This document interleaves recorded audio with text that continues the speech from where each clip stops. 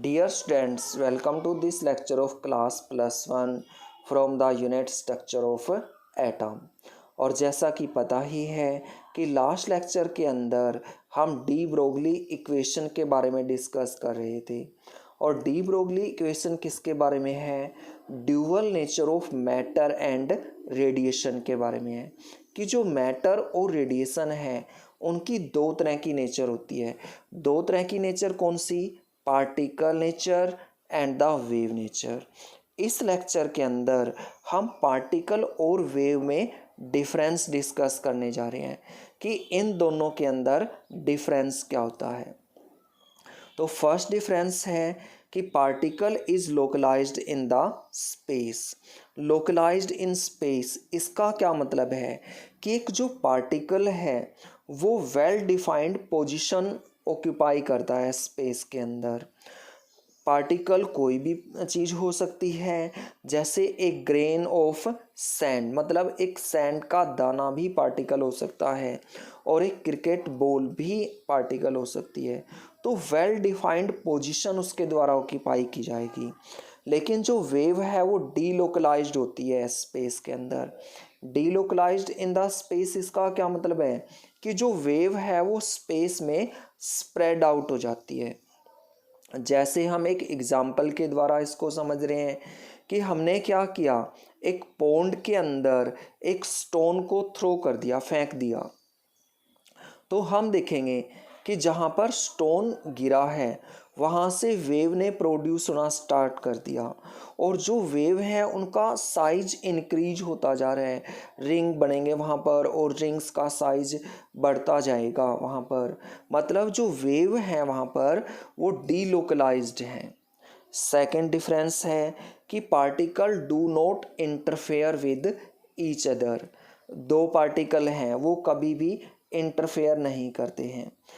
इसका क्या मतलब है कि एक पार्टिकल स्पेस में एक पर्टिकुलर पोजीशन ऑक्यूपाई करता है। टू और मोर पार्टिकल साइमल्टेनियसली एक ही स्पेस में एग्जिस्ट नहीं कर सकते हैं। लेकिन जो वेव होती हैं वो इंटरफेयर करती हैं। इसका मतलब है कि टू और more waves can coexist in the same region. एक ही रीजन के अंदर दो या दो से ज़्यादा वेव एग्जिस्ट कर सकती हैं। नेक्स्ट डिफरेंस है कि जो नंबर ऑफ पार्टिकल किसी भी रीजन में प्रेजेंट होंगे उनकी टोटल वैल्यू क्या होगी? वो होगी उनका सम। कि मतलब दो पार्टिकल प्रेजेंट हैं तो सम दो आएगा, तीन पार्टिकल प्रेजेंट हैं तो सम तीन आएगा। लेकिन वेव के केस में ऐसा नहीं होता है। अगर एक रीजन के अंदर टू और मोर वेव एग्जिस्ट कर रही हैं तो जो रिजल्टेंट वेव होगी या तो वो लार्जर होगी अगर उन दोनों वेव्स का एडिशन हो जाए, या वो वेव स्मॉलर होगी। स्मॉलर कब होगी? अगर उनका सब्सट्रैक्शन हो जाए तब वो स्मॉलर होगी। तो ये इम्पोर्टेंट डिफरेंस था पार्टिकल और वेव के बीच में। अब हम यहाँ पर डिफरेंस डिस्कस करने जा रहे हैं between the electromagnetic wave and matter wave. तो इलेक्ट्रोमैग्नेटिक वेव के बारे में हम डिस्कस कर चुके हैं, जो किसके अंदर आया था? वेव थ्योरी के अंदर आया था। और अगर हम देखें कि इलेक्ट्रोमैग्नेटिक वेव्स होती क्या हैं, तो ऐसी वेव जिनके साथ इलेक्ट्रिक और मैग्नेटिक फील्ड एसोसिएटेड होते हैं उसे हम इलेक्ट्रोमैग्नेटिक वेव बोलते हैं। इलेक्ट्रोमैग्नेटिक वेव थ्योरी में बताया था कि इलेक्ट्रिक और फील्ड दोनों फील्ड जुड़े हुए हैं और दोनों फील्ड क्या हैं? एक दूसरे के परपेंडिकुलर हैं। लेकिन जो मैटर वेव हैं वो ठीक इनका अपोजिट होती हैं, मतलब इलेक्ट्रिक और मैग्नेटिक फील्ड इनके साथ जुड़े हुए नहीं होते हैं। सेकेंड डिफरेंस है कि जो इलेक्ट्रोमैग्नेटिक वेव है इनको चलने के लिए किसी भी मीडियम की ज़रूरत नहीं होती।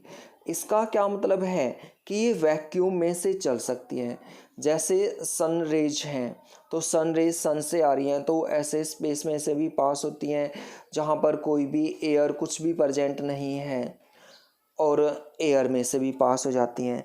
लेकिन जो मैटर वेव्स होती हैं इनको चलने के लिए मटेरियल मीडियम की ज़रूरत होती है।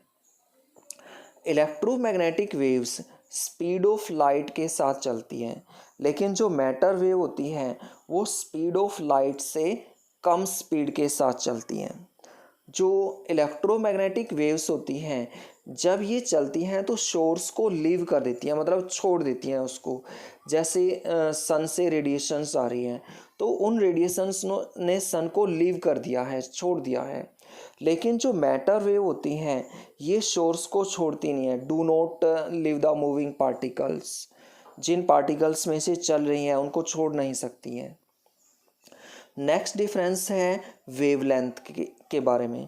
तो इलेक्ट्रोमैग्नेटिक वेव की वेवलेंथ कैलकुलेट करने के लिए फॉर्मूला है लैम्डा बराबर है c बाई न्यू के। c क्या है? वेलोसिटी ऑफ लाइट है। न्यू क्या है? फ्रीक्वेंसी है। और जो मैटर वेव है इनकी वेवलेंथ के लिए फॉर्मूला है कि लैम्डा बराबर होता है h बाई एम वी के। h यहाँ पर प्लैंक्स कॉन्स्टेंट है, m मास है और v क्या है? वेलोसिटी है।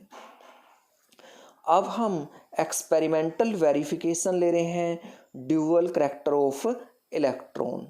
मतलब इलेक्ट्रॉन दो तरह से बिहेव करता है, as a particle and as a wave. सबसे पहले हम वेरिफिकेशन करेंगे वेव करैक्टर के बारे में। तो कुछ साइंटिस्ट हैं जिन्होंने एक्सपेरिमेंट किए थे और उन एक्सपेरिमेंट के द्वारा वेव करैक्टर के बारे में बताया था। तो सबसे पहला एक्सपेरिमेंट है डेविसन एंड जर्मर एक्सपेरिमेंट।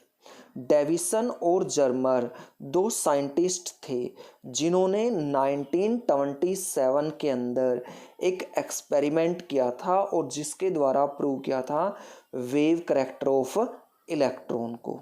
देखो किस तरह से उन्होंने एक्सपेरिमेंट किया था। उन्होंने क्या किया, एक निकल क्रिस्टल ले लिया और इस निकल क्रिस्टल के ऊपर इलेक्ट्रॉन बीम गिराया।